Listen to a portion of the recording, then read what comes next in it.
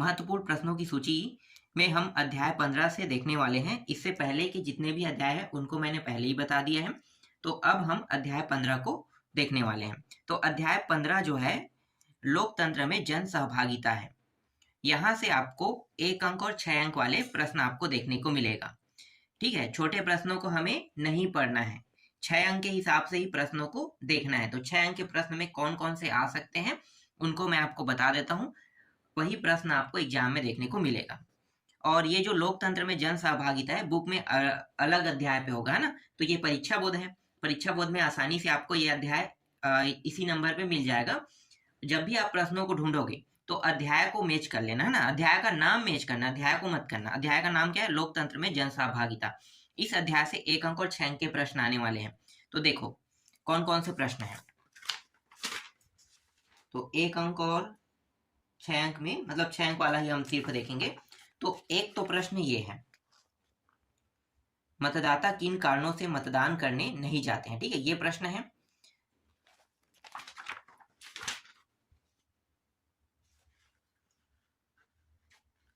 एक प्रश्न है ये, दबाव समूह और राजनीतिक दल में क्या अंतर है। ठीक है, ये प्रश्न देखना है। 3 अंक के हिसाब से 2 प्रश्न भी यहाँ से देखने को मिल सकता है। तो 3 नंबर का ये प्रश्न है, 3 अंक में 2 प्रश्न आ सकते हैं। तो एक ये हो गया, दबाव समूह और राजनीतिक दल। फिर ये वाला प्रश्न, मतदान किसे कहते हैं। भारत में मतदान व्यवहार को प्रभावित करने वाले कारकों का उल्लेख कीजिए, कह रहा है ना। ये प्रश्न आपको देखने को मिल सकता है। इसके बाद आपको ये वाला प्रश्न देखना है, मतदान व्यवहार को प्रभावित करने वाले तत्व कौन कौन से हैं। इसी तरीके से 16वां, किस दबाव समूह का शासन व राजनीतिक दलों में सर्वाधिक प्रभाव है, चर्चा करे, कह रहे हैं ना। और ये 17, लोकतंत्र में संगठन बनाने का अधिकार क्यों जरूरी है। ठीक है, ये इंपॉर्टेंट है। ये सब 6 अंक के प्रश्न है जो मैं आपको बता रहा हूँ। ये पूरा का पूरा 6 अंक के प्रश्न है। तो जितना प्रश्न आपको बताया जा रहा है ना, सभी प्रश्नों को पढ़ना है। इसके बाद देखो, ट्रेड यूनियन पर टिप्पणी लिखे कहेगा, ये आ सकता है। 3 नंबर का प्रश्न है ये मतदान प्रक्रिया के 6 बिंदु लिखकर संक्षिप्त व्याख्या कीजिए कहेगा। ये प्रश्न आपको देखना है। ठीक है, ये सारे प्रश्न जो मैं आपको बताते जा रहा हूँ ये आपको परीक्षा बोध परीक्षा सार में आसानी से मिल जाएगा। टिक लगा लेना, गाइड में भी मिल जाएगी क्योंकि ये 6 नंबर के प्रश्न है तो आसानी से मिल जाएगा। फिर निर्वाचन आयोग के 6 कार्यों को लिखकर व्याख्या कीजिए क्या, ये प्रश्न इंपॉर्टेंट है, इनको पढ़ना है। महिला मतदाताओं की मतदान का प्रतिशत कम होने के 6 कारण लिखे, है ना, इसको देख लेना। फिर लोकतंत्र में राजनीतिक दल की क्या आवश्यकता है, ये इंपॉर्टेंट है। इसके बाद ये वाला देखो, स्थानीय निकाय में चुनाव का प्रतिशत क्यों बढ़ा हुआ रहता है। ठीक है, ये है। दबाव समूह के महत्व लिखे कह रहे हैं, ये तो वहां पे मैंने बता दिया ना। दबाव समूह के प्रमुख विशेषताएं कह रहा है, ये प्रश्न है। ये 3-3 अंक के प्रश्न है। 2 प्रश्न के हिसाब से पूछता है तो 3-3 अंक में यहाँ देखने को मिल सकते हैं। आप कैसे कह सकते हैं कि लोकतंत्र सबसे बेहतर सरकार है, लोकतंत्र सबसे बेहतर सरकार है ना। तो ये अभी जो मैंने प्रश्न बताया ये सबके सब प्रश्न, बस आपको इनको टिक करना है और इन्हीं प्रश्नों को पढ़ना है। यही इन्हीं में से कोई एक प्रश्न आपको वार्षिक पेपर में देखने को मिलेगा। अब अध्याय 16 को देख लेते हैं। अध्याय 16 का नाम है लोकतंत्र एवं सामाजिक आंदोलन दिया। यहाँ से 1, 3, 5 नंबर के प्रश्न आपको देखने को मिलेगा। तो हम 3 नंबर और 5 नंबर दोनों प्रश्नों को फोकस करेंगे इस अध्याय में। तो 3 नंबर में कौन कौन से प्रश्न देखने को मिल सकते हैं, पहले उनको टिक कर लेते हैं। देखो 3 नंबर में ये वाला प्रश्न, ठीक है, नियम गिनवी पर सर्वोच्च न्यायालय ने सन 2013 में क्या निर्णय दिया था ना, ये प्रश्न हो गया। इनको टिक करना, उनको रटना। इसके बाद है देखो, सूखे की स्थिति में कृषक व मजदूर जीवन यापन के लिए किन पर निर्भर होते हैं। ठीक है, ये प्रश्न इंपॉर्टेंट है। मास्टर रोल किसे कहते हैं। सूचना के अधिकार का उपयोग कर जनता पंचायत से क्या क्या सुविधा प्राप्त कर सकती है, ये प्रश्न इंपॉर्टेंट है।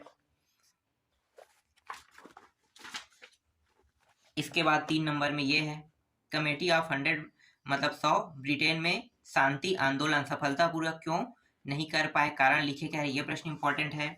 जापान में शांति के लिए निशस्त्रीकरण आंदोलन क्यों प्रारंभ हुआ, इंपॉर्टेंट है। शांति आंदोलन के उद्देश्य क्या है, ये है। ठीक है, इसको भी देखो, सूचना का अधिकार का सर्वाधिक लाभ लिखे कह रहा है। ये सब 3-3 नंबर के प्रश्न है। ठीक है, जन सुनवाई से जनता को हुए अनुभव को लिखे कह रहा है। ये सब छोटा छोटा प्रश्न और सरल सरल प्रश्न है।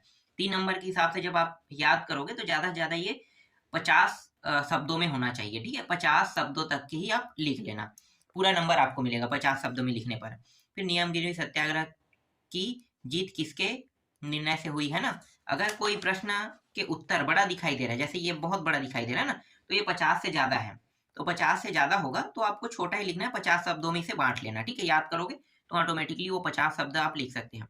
लोकतंत्र में समाज के अलग अलग समूह राजनीतिक व्यवस्था और कानून निर्माण प्रक्रिया को कैसे प्रभावित करते हैं, ठीक है। ये प्रश्न इंपॉर्टेंट है। परमाणु विरोधी अभियान के अध्यक्ष रसेल ने त्याग पत्र क्यों दिए, है ना। ये प्रश्न इंपॉर्टेंट है। निःशस्त्रीकरण को समझाइए कह रहा है। सामाजिक आंदोलन लोकतंत्र में जन सहभागिता को कैसे प्रभावित करते हैं, ये प्रश्न इंपॉर्टेंट है। क्या आप क्षेत्र में मजदूरी संबंधी समस्याएं हैं, लिखिए कह रहे हैं, ठीक है। ये प्रश्न इंपॉर्टेंट है। इसी तरीके से ये 12वां प्रश्न, ठीक है, नाम देखते जाना, मैं फटाफट बताते जाता हूँ। ये प्रश्न इंपॉर्टेंट है, इसको टिक कर लेना, इसको भी टिक कर लेना, ठीक है, इसको भी टिक कर लेना। और है क्या इसमें, 3 नंबर में तो बहुत सारे प्रश्न हैं। 16वां प्रश्न और 17वां प्रश्न देखो, शांति वाला है। और आप सूचना के अधिकार का उपयोग कैसे करते हैं ना। ये 18वां प्रश्न भी इंपॉर्टेंट है, 3 नंबर का ही प्रश्न है। ये भी 3 नंबर का प्रश्न है। कुछ ऐसे प्रश्न भी हैं जो 3 नंबर में, जैसे 5 नंबर का बड़ा प्रश्न आता है ना, 6 नंबर का, तो अब करके ना 2 प्रश्न भी दे सकते हैं, इसलिए यहाँ पे आपको 3 नंबर में थोड़ा सा ज्यादा प्रश्न दिया जा रहा है। फिर 20वां और 21वां प्रश्न, ठीक। और एक प्रश्न ये वाला है जो 7वां नंबर दिखाई दे रहा है, सामाजिक आंदोलन की प्रक्रिया या प्रमुख विशेषताएं कह रहे हैं, ये भी 3 नंबर, 3 नंबर का नहीं, ये 6 नंबर का है, 5 नंबर का है, 5 नंबर का प्रश्न है ये। इसके बाद मैं आपको दीर्घोत्तरी दिखाता हूँ जो 5 नंबर में आपको देखने को मिल सकता है। ये वाला प्रश्न आपको देखने को मिल सकता है, ये वाला 5 नंबर का प्रश्न है, ठीक है, वही कमेटी वाला है ना। इसके बाद इंग्लैंड वाला ये वाला प्रश्न देखना, ठीक है, ये 5-5 नंबर का प्रश्न है। और है ये वाला भी प्रश्न 5 नंबर का है, ये भी 5 नंबर का प्रश्न है, और ये भी 5 नंबर का प्रश्न, ठीक है। इसके बाद देखो विकास की समझ, है ना, अध्याय 17 विकास की समझ, 1, 2, 4 अंक के प्रश्न आपको देखने को मिलेगा इस अध्याय से। तो चलो देखते हैं 2-2 अंक के प्रश्न में आपको कौन कौन से प्रश्न पढ़ना होगा। तो यहाँ पे देखो अति लघु प्रश्न क्रमांक के ये दोनों प्रश्न, इनको टिक करते जाना, ठीक है। तीसरा प्रश्न, चौथा प्रश्न टिक करो, 5वां प्रश्न, 6वां प्रश्न टिक करो, 7वां प्रश्न भी टिक करो, 8वां भी, 9वां भी, है ना, 10वां 11वां प्रश्न भी आपको टिक करना है, 12वां प्रश्न, 13वां, ठीक है। इसके बाद लघुत्तरी में आपको कोई भी प्रश्न नहीं देखना है यहाँ पे, मतलब एक को नहीं देखना है, दूसरा को देखना है, ठीक है, 2 नंबर में। फिर तीसरा नहीं देखना है, सीधा चौथा प्रश्न देखना है, ये भी 2 नंबर वाला है। अब बड़े बड़े प्रश्न देखते हैं जो 4 नंबर में आपको देखने को मिल सकता है, ठीक है। जैसे कि 4 नंबर के प्रश्न ये है, तो ये आपको ध्यान देना है, शिशु मृत्यु दर है बीमारी, ये वाला है ना, इससे कोई प्रश्न पूछा जा सकता है, इसलिए 4 नंबर का प्रश्न है और इसके आने के चांसेस कम है, आप चाहो तो इसको छोड़ सकते हो। इसके बाद ये वाला प्रश्न इंपॉर्टेंट है, ठीक है, तीसरा, चौथा इसको टिक कर लेना, 5वां भी टिक कर लेना, ठीक। और ये 6वां प्रश्न टिक कर लेना। एक चीज और बता देता हूँ, जो मैंने अभी आपको अध्याय बताया ना, ये अध्याय कौन सा है, 17 विकास की समझ, है ना। तो यहाँ से 1 अंक, 2 अंक और 4 अंक के प्रश्न देखने को मिलेगा कह रहा हूँ, है ना। तो ये जो 4 अंक के प्रश्न इस अध्याय से नहीं मिलेगा, इसके साथ एक और अध्याय है, 2-3 अध्याय मिलके प्रश्न देखने को मिलता है ना, तो एक और अध्याय है, वहां से 4 अंक के प्रश्न देखने को मिलेगा, यहाँ से सिर्फ आपको 2 अंक के प्रश्न देखने को मिलेगा। तो आप चाहो तो 4 अंक के जो मैंने प्रश्न बताया ना, आप उनको छोड़ सकते हो, सिर्फ 2 अंक के प्रश्नों को पढ़ सकते हो। इसके बाद अगला जो अध्याय है हमारा, मुद्रा एवं साख। देखो मुद्रा एवं साख जो है अध्याय 18 है ना, तो अध्याय 18 से आपको 1, 2 और 5 अंक के प्रश्न देखने को मिलेगा। जब भी मैं आपको बताता हूं तो ये भी मैं बताता हूं कि किन किन अध्यायों से कितने अंक के प्रश्न आते हैं। आप उसी हिसाब से तैयारी करोगे तो आपको पता चल जाएगा कि किस अध्याय से 4 अंक के प्रश्न नहीं पढ़ने, किस अध्याय से 2 अंक के प्रश्न नहीं पढ़ने, किस अध्याय से 5 अंक के प्रश्न नहीं पढ़ने। तो ये सब चीज मैं यहाँ पे बता भी देता हूँ, इसलिए आपको ये बेनिफिट मिल रहा है ना। चलो इस अध्याय से 2 अंक के प्रश्न आते हैं मुद्रा एवं साख से, तो देख लेते हैं कौन कौन सा प्रश्न है। अति लघु प्रश्न क्रमांक देखो, क्रेडिट कार्ड के बारे में है ना, बैंक से संबंधित है, ये भी प्रश्न है। ये सब 2-2 अंक के प्रश्न है, यहाँ से 2 अंक के प्रश्न आते हैं। ये चौथा भी आपको देखना है, 5वां 6वां है ना, 7वां 8वां 9वां, इसके बाद 10वां 11वां 12वां, ये सारे प्रश्न आपको टिक कर लेना है। फिर कुछ प्रश्न ऐसे जो इनको भी देखना है, ये सब छोटा छोटा मतलब इनके जो उत्तर है बड़े हैं लेकिन छोटे के रूप में आपको देखना है, ठीक है। इसके बाद ये वाला प्रश्न भी देख लो, 2 नंबर के हिसाब से। 2 नंबर में तो आएगा नहीं ये तीनों प्रश्न, आप चाहो तो इनको छोड़ सकते हो, पर 4 नंबर में ये प्रश्न देखने को मिल सकता है, इसलिए मैंने टिक कर दिया है। यहाँ से 4 अंक के, 1 मिनट, यहाँ से कितने अंक के प्रश्न आते हैं? 2 और 4 का है ना, 1 मिनट में भी भूल गया था, 5 है, सॉरी, 2 और 5 अंक के प्रश्न है। तो अब हम लोग यहाँ पे देख लेते हैं, ठीक है। ये वाला प्रश्न, ये भी 2 अंक के प्रश्न है, ये वाला प्रश्न भी 2 अंक का प्रश्न है। फिर ये वाला प्रश्न, ये जो है 5 अंक का प्रश्न है, ठीक है। 5 अंक के प्रश्न देख रहे हैं आप, ये भी 5 अंक का प्रश्न है। 5 अंक के प्रश्न देखते हैं, और यहाँ से 5 अंक के प्रश्न आते ही है, ठीक है। ये भी 5 अंक के प्रश्न है, ये भी 5 अंक का प्रश्न है, ये भी 5 अंक का प्रश्न है, और ये भी 5 अंक का प्रश्न है। इस अध्याय से 5 अंक के प्रश्न और 2 अंक के प्रश्न दोनों आते हैं, इसीलिए जो प्रश्न आपको बताया जा रहा है उन सभी को पढ़ना है, ठीक है, ये सारे प्रश्न। चलो आगे देखते हैं नेक्स्ट अध्याय को। देखो अगला अध्याय जो है सरकारी बजट और कर निर्धारण से संबंधित है। यहाँ से 1, 2 और 4 अंक के प्रश्न आते हैं, तो देखते हैं कितने कितने अंक के प्रश्न जो है यहीं से आते हैं ना। तो इस अध्याय मतलब यहाँ से 2 अंक के प्रश्न तो आते हैं इस अध्याय से। देखो ये 2, ये भी इंपॉर्टेंट है, इनको भी देखना है, इनको भी देखना है, इनको भी देखना है, ठीक है।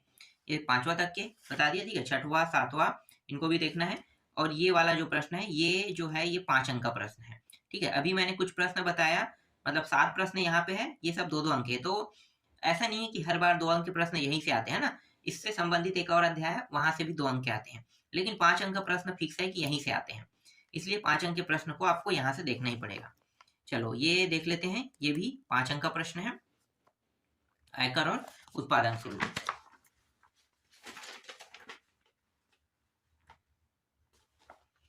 फिर ये 6वां प्रश्न 5 अंक का है, ठीक है।